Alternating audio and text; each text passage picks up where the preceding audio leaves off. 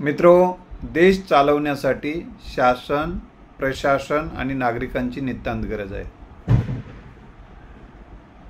प्रशासनामध्ये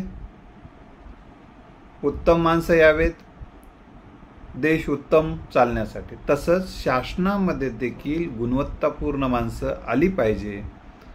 आणि गुणवत्तापूर्ण माणसं येण्यासाठी तशा पद्धतीचं राजकीय संस्कृतीत राजकीय वातावरण तयार करणं हे सर्व नागरिकांचं कर्तव्य ठरते. आता आपण आज बघूया की निवडणुकामधील मुद्दे आणि समाजाची वैचारिक पातळी काय चालली. आणि या देशातली निवडणुकामधली वैचारिक पातळी घसरणं म्हणजे हे जग पाहत असते. भारतातल्या ज्या निवडणुका चालतात तिथं कुठले मुद्दे उपस्थित केले जातात, कुठल्या चर्चा होतात, कुठले विचार मांडले जातात, समाज देशाला राज्याला घडवण्यासाठी काय मुद्द्यावर चर्चा होते, कोणते विचार मांडले जातात, कोणते जाहीरनामे असतात पक्षांचे, या संदर्भामध्ये जग पाहत असते. सध्याच्या राजकारणाचा विचार केला तर राजकारणामध्ये कोणते मुद्दे आहेत जे की अतिशय ते राजकारणात असायला नाही पाहिजे, आणि ज्या मुद्द्यांची चर्चा व्हायला पाहिजे तर कोणते मुद्दे की जो पक्ष सत्तेवर होता त्या पक्षाने मागील 5 वर्षामध्ये घेतलेले निर्णय आणि निर्णयाबद्दलचं भाष्य असलं पाहिजे. बाबा निर्णय घेतले त्यांनी, जे निर्णय कसे चुकीचे आहेत हे तुम्ही समाजाला पटवून देऊन तुम्ही मतं मागू शकता. परंतु त्यावर फारसं काही होताना दिसत नाही.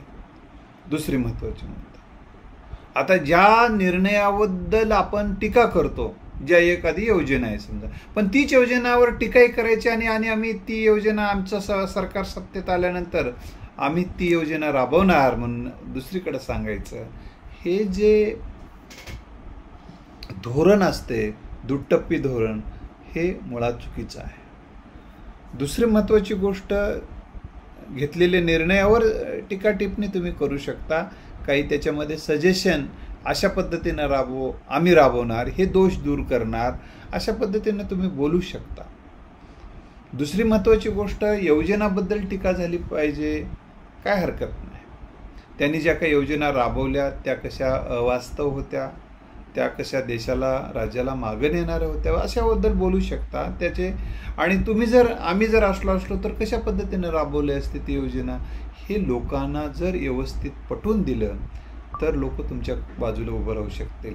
किंवा हीच योजना आमचं सरकार हाती आल्यानंतर, आमच्या हातात सरकार दिल्यानंतर आम्ही ही योजना अशा पद्धतीनं चांगल्या दर्जेदार स्वरूपामध्ये असं वापरू, अवलंबून त्या योजनेचा अवलंब करू, अशा पद्धतीनं तुम्ही सांगू शकता.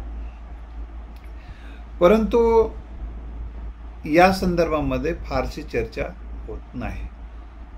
पूर्णतः कोणत्याही निर्णयामध्ये असेल, उपक्रम राबवण्यात असेल की घेतलेल्या निर्णयामध्ये काही त्रुटी असतातच, ते सांगितल्या पाहिजे. कारण तो राजकारणामध्ये तुम्ही सांगून ते मतं मिळवायचे असतात, तुम्ही सांगा, काय अडचण नाही. पण संपूर्णच चुकीचं ही जी काही एक मांडणी असते, ही मांडणी, मी कुठला पक्ष आहे यावर काही बोलणार नाही, कुठल्या पक्षाचं नाव वगैरे मी काही घेणार नाही.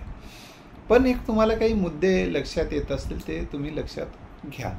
मला एवढंच म्हणायचं आहे की सरकार कोणाचंही असू दे, जे काही निर्णय घेतलेले असतात त्यातलं काही चांगले असतात, त्या चांगल्याचं कौतुक आणि चुकीच्याबद्दल टीका, असं एक धोरण असणं हे वैचारिक प्रगल्भ राजकारणाचं वैशिष्ट्य असते. परंतु आपलं राजकारण अजून तेवढं प्रगल्भ झालेलं नाही.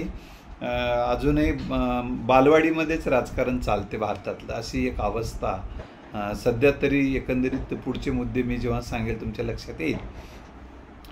दुसरी महत्त्वाची गोष्ट म्हणजे जो काही उमेदवार आहे त्या उमेदवाराचं तो आमदार म्हणून किंवा खासदार म्हणून त्याची कडं असणारं एक व्यक्तिमत्व लागतं, त्याचे काही गुण लागतात, काही नेतृत्व कौशल्य लागतं, संघटन कौशल्य लागतं, त्याच्यात आत्मविश्वास असावा लागतो, धैर्य असावं लागतं, त्याला कायद्याचं ज्ञान असणं गरजेचं आहे.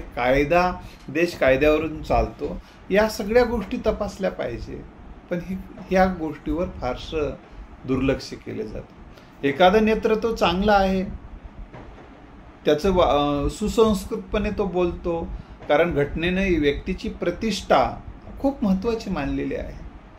आणि व्यक्तीची प्रतिष्ठा मानलेला उमेदवार आणि त्याच्यासोबत असणारे व्यक्ती त्यानं जे ठेवलेले आहे, कारण त्याने सुद्धा सुसंस्कृत माणसं सोबत ठेवले पाहिजे ना. चांगलं लोकशाही मानणारे, वैचारिक स्वातंत्र्याची ज्यांना बूज आहे किंवा संविधान जे मानतो, असेच माणसं सोबत असले पाहिजे.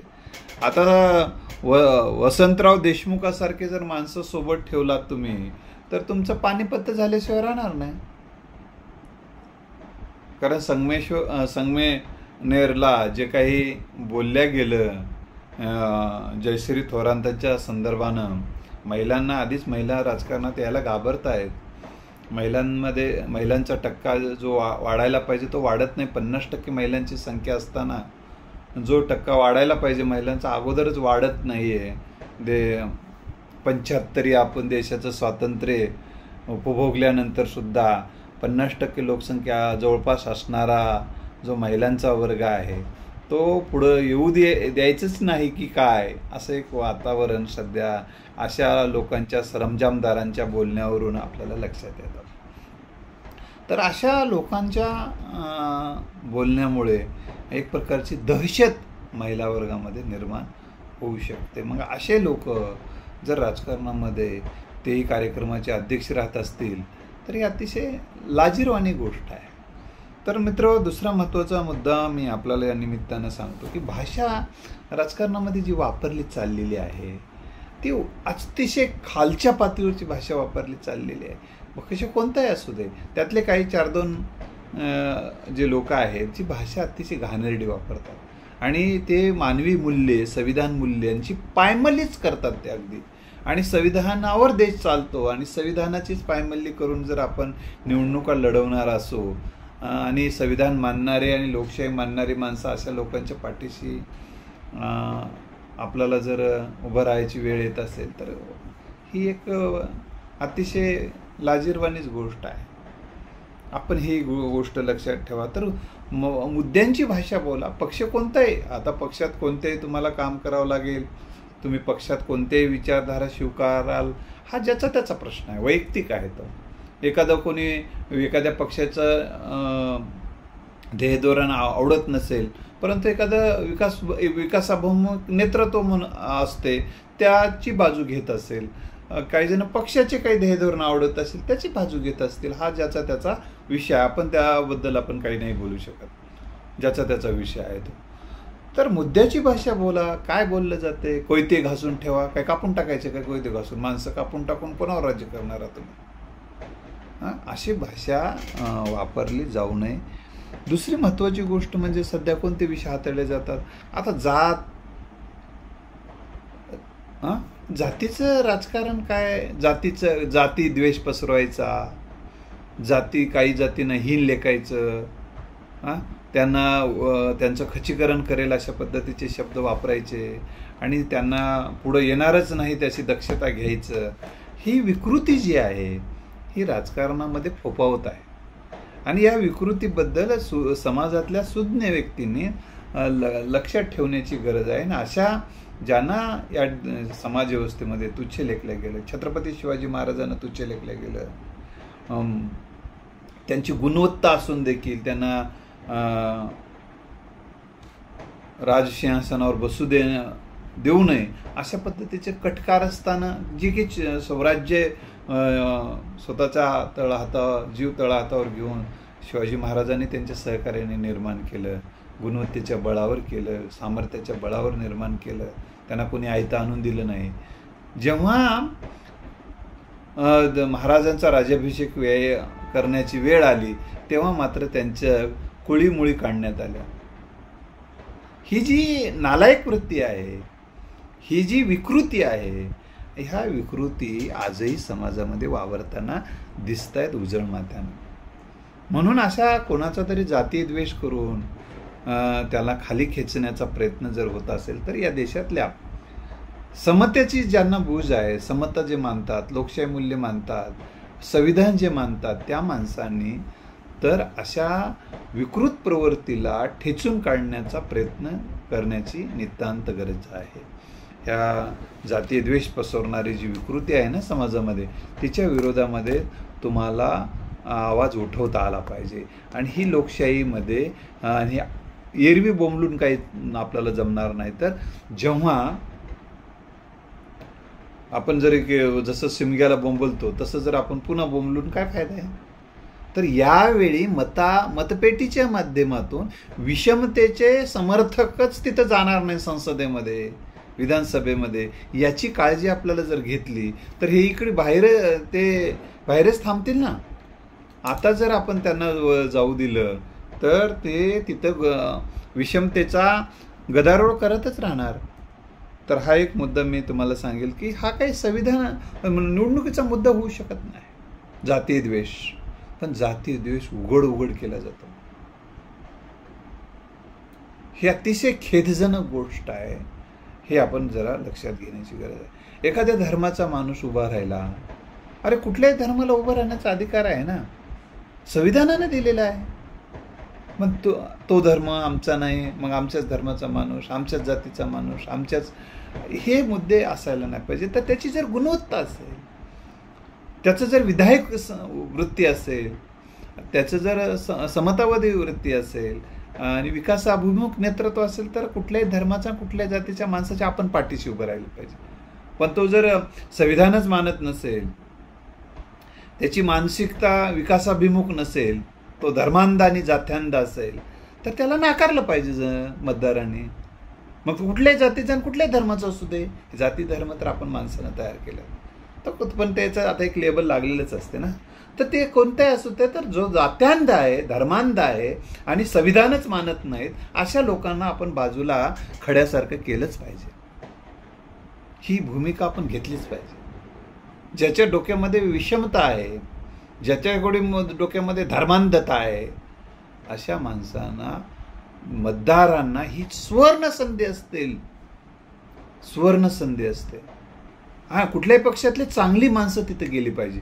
मी यासाठी म्हणतो चांगली माणसं कुठल्याही पक्षातले गेले पाहिजे. पक्षाची नावं घ्यायची काही गरज नाही. मग तुम्हाला सगळे पक्षाची नावं माहीत आहेत, मी नावं घेऊन वेळ घालणार नाही. पण गेली पाहिजे ज्याच्यामध्ये नेतृत्व कौशल्य आहे, ज्यांच्याकडे समता वृत्ती आहे, ज्यांच्याकडे समता, स्वातंत्र्य, बंधुत्व हे लोकशाही मूल्य मानतोय, समता मूल्यांचा आविष्कार करतोय, जो लोकशाही मूल्य मानतो, असे माणसं विरोधी पक्षात सुद्धा असणं गरजेचं आहे, सत्तेत जरी नसले तरी. कारण सुसंस्कृत लोकांनी राजकारण करायचं असते, वैचारिक प्रगल्भ माणसांनी राजकारण करायचं असते, ज्याचा मेंदू गुडघ्यात आहे, अशा लोकांचं तिथं काम नाही आहे. तर मित्रो, कुणाचा वंश काढायचा, कोणाची कुळी काढायची, हे आपलं राजकारण हे बालवाडीमध्ये आहे, पाळण्यात आहे असा त्याचा अर्थ आहे. हे लोकशाही मूल्यामध्ये बसतच नाही. दुसरी गोष्ट, कुठला तरी याचा जन्म इथं झाला, त्याचा जन्म तिथं झाला, असले काहीतरी फालतू विषय काढायचे. अरे, संविधानानं व्यक्तीला, भारताच्या नागरिकाला आणि तो मतदार असणाऱ्या व्यक्तीला कुठेही निवडणूक लढवायचा आणि कुठूनही निवडणूक जिंकण्याचा अधिकार दिलेला आहे. असं असताना नाही आम्ही ज्या गल्लीत जन्मल्या म्हणून आम्हीच इथले अधिकार आहे, आम्हाला या गल्लीत जन्मल्यामुळं, असं नसते. चिरट्याच्या गल्लीत जन्मतात म्हणून काही चिरट्याला काही संसदेत पाठवायचं असते का? तर असं काही नसते. तर हे गोष्ट आपण लक्षात ठेवली पाहिजे. हे विषमतावादी मुद्दे आहेत हे सगळे. तर आता दुसरी महत्त्वाची गोष्ट म्हणजे की एखाद्या आपल्या संविधानानं व्यक्तीच्या प्रतिष्ठेला खूप महत्त्व दिलेलं आहे. व्यक्तीची प्रतिष्ठा महत्त्वाची मानलेली आहे. संविधानाच्या प्रास्ताविकेतच व्यक्तीची प्रतिष्ठा हा शब्दप्रयोग आलेला आहे. कारण तुम्हाला फाशी जरी द्यायची असली तर त्याला आंघोळ घालून, नवे कपडे घालून, व्यवस्थित नेऊन त्याला फाशी देतात. त्याला लाथा मारणार किंवा वाईट शब्द बोलत नाही, त्याला शिक्षा करायची ती केली जाते. त्याची अप्रतिष्ठा होऊ नये ही संविधानकर्त्यांनी काळजी घेतलेली आहे. तो एक शेवटी माणूस आहे. तसं राजकारणातली व्यक्ती सुद्धा माणसं आहेत. तर त्या माणसांबद्दल बोलत असताना ज्या पद्धतीचे हीन दर्जाचे आरोप, हीन दर्जाचं त्याचं हनन केलं जातं, ते हनन अतिशय घातक आहे. एक प्रकारचा हा एक दहशतवाद आहे. कारण या गोष्टीला घाबरून अनेक महिला समोर येणार नाहीत, अनेक संवेदनशील माणसं राजकारणात येणार नाहीत. या विषारी टीकेला घाबरून कसले शब्द वापरलात, कोणाला कुत्रं म्हणतात, मांजरं म्हणतात, गाढव म्हणतात, कसलेही शब्द प्रयोग वापरले जातात. खरं तर यावर निवडणूक आयोग आणि सन्माननीय न्यायालयाने यावर एक विशेष कक्ष स्थापन करून या सगळ्या गोष्टीची रोजच्या रोज शहानिशा करणारी यंत्रणा उभी करणं गरजेचं आहे. आणि त्याला तातडीनं त्यावर त्यांच्या सभेत बोलणारा माणूस असू दे, सभेत जे की सभेत ऐनवेळी येऊन घुसून बोलणारा सोडून दे, पण ज्याचं ज्या बॅनरवर नाव आहे, ज्याने त्याला बोलवलेलं आहे, समजा अध्यक्ष केले ना वसंतराव देशमुखांना, त्यांनी जे काही जयश्रीताई थोरात यांच्यावर जे आक्षेपार्ह वक्तव्य जे केलेले आहेत त्यांना झाले, त्यांच्यावर कायदेशीर गुन्हा दाखल झाला, अटक झाली, असे मुद्दे होणंही गरजेचे आहे. पण अशा स्वरूपाचं जे कोणी बोलतील तर त्यावर त्यांची उमेदवारी नाकारली पाहिजे, अशा पद्धतीची एक भूमिका. आणि खरं तर सुजय विखे यांची उमेदवारी त्या घटनेमुळे नाकारली का नाही माहिती नाही, पण त्यांची उमेदवारी भाजपाने दिलेली नाही. ती चांगली गोष्ट केलेली आहे. याबद्दल मी भाजपाचं अभिनंदन करतो. कारण अशा लोकांना तुम्ही कशाला सोबत ठेवायचं, याच्या अगोदरही तो असाच बघा तुम्ही याची पार्श्वभूमी. मग ह्या गोष्टीचा चेक बसण्यासाठी चांगला धोरण यांनी भाजपाने घेतलेलं आहे. मला त्या संदर्भामध्ये भाजपाचं मी कौतुक करतो. ते कारण कोणतं असेल मला माहीत नाही, जागा सुटण्याचं काय कारण आहे, जागा तिथं ते देता आली असती, परंतु या घटनेमुळे जर दिली नाही तर त्यामुळं अभिनंदन. दुसरी महत्त्वाची गोष्ट म्हणजे जे काही वाईट वक्तव्य बोलणं आहे, हा त्या व्यक्तीचा त्याच्या व्यक्तीच्या निर्णयाच्या विरोधात बोला तुम्ही, हे निर्णय चुकतो बोला, त्याचं योगदानाच्या विषयावर बोला ना.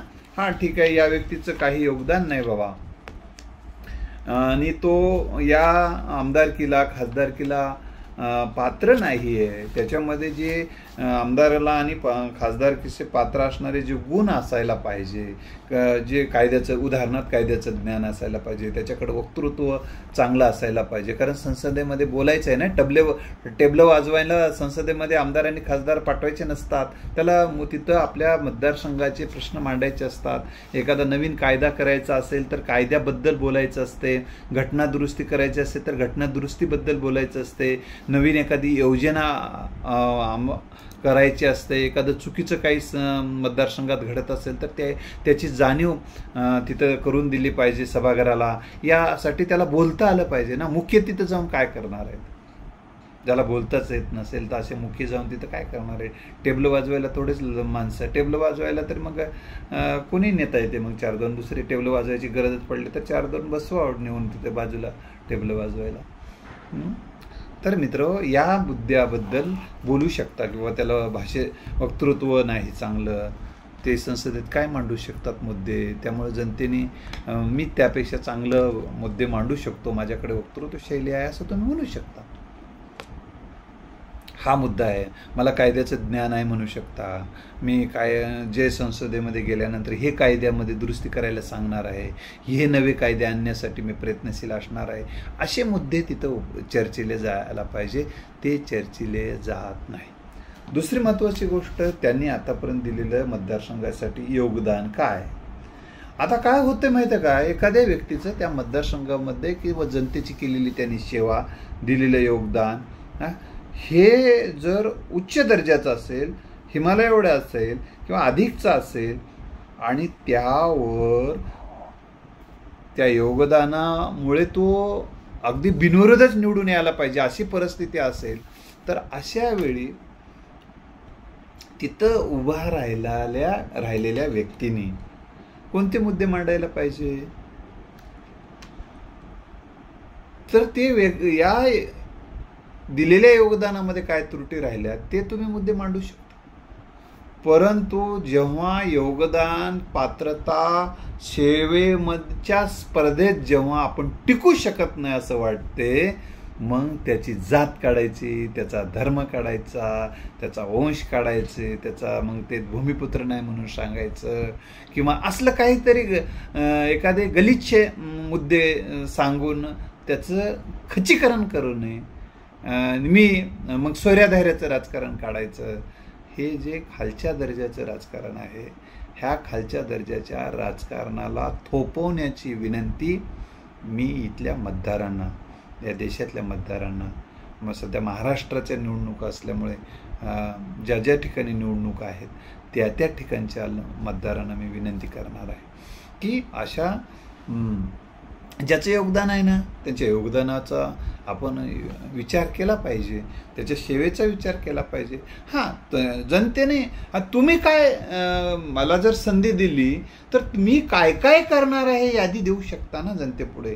आणि हे त्यांनी 25 वर्षात जे करू शकलं नाही ते मी 5 वर्षात करू शकतो, कारण माझ्याकडं हा विकासाचा मॅप मी तयार केलेला आहे, विकासाचा हा अजेंडा माझ्याकडं आहे, विकासाचे हे मुद्दे माझ्याकडं आहे, त्यासाठीचा निधी कसा उभा करायचा याच्यासाठीच्या माझ्याकडे ही योजना आहे. आणि यामुळे मी या मतदारसंघाचा अशा पद्धतीचा कायापालट करून आणू शकतो, अशा पद्धतीने तुम्ही बोलायला पाहिजे.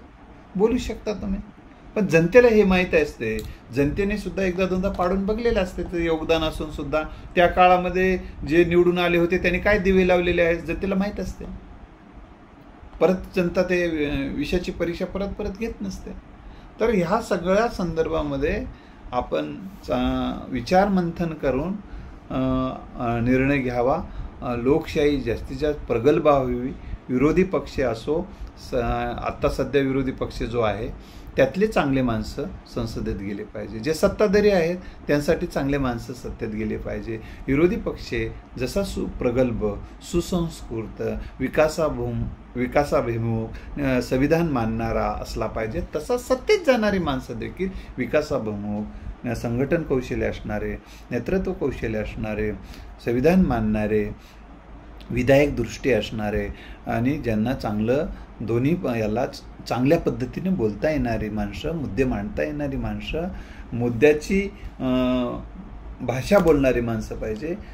तर ह्या सगळ्या गोष्टीसाठी आपण जागरूक मतदार म्हणून साधक बाधक चर्चा करायला पाहिजे. आणि त्याबद्दल हे पक्षनिष्ठा वगैरे काय, पक्ष काय निष्ठा आहे, कशाची पक्षनिष्ठा आहे. त्या पक्षामधला जर माणूस जातीवादी असेल, कशाची पक्षनिष्ठा ठेवताना. हा माणूस विषारी असेल, तिथं जाऊन नागासारखा विष जाती द्वेष करणार असेल, तो घातक ठरणार असेल, तर त्याला कशाला तिथं पाठवता. पक्षनिष्ठा वगैरे कशाची असते, तर अशा ठिकाणी पक्षनिष्ठा नसते. तो पक्षाने घेतलेला चुकीचा निर्णय असतो, त्याला आपण बाजूला फेकलं पाहिजे. तुम्ही पक्षाचे असलात तरी एखाद्या पक्षानं चुकीचा उमेदवार लादलेला असेल तर त्याला लाथाडलं पाहिजे. तिथं पक्षनिष्ठा वगैरे काही नाही. देशनिष्ठा महत्वाची आहे. पक्षनिष्ठा काय घेऊन बसलात तुम्ही. देशनिष्ठा महत्वाची आहे. विकासाचे महत्वाचे मुद्दे आहेत. देशनिष्ठेपुढे कुठल्याही निष्ठा, पक्षनिष्ठा वगैरे ह्या तकलादू आहे. तुम्ही आधी देशनिष्ठा पहा. देशनिष्ठा म्हणजे देशातल्या संसदेमध्ये किंवा राज्याच्या विधानसभेमध्ये, विधान परिषदेमध्ये चांगली माणसं कशी जातील, ही खऱ्या अर्थानं देशनिष्ठा आहे. आणि हे देशनिष्ठेचा विचार करून आपण उमेदवार निवडले पाहिजे. हीच आपली भूमिका असायला पाहिजे. पक्षनिष्ठा द्या फेकून आणि देशनिष्ठा घ्या, अंगीकारला पाहिजे.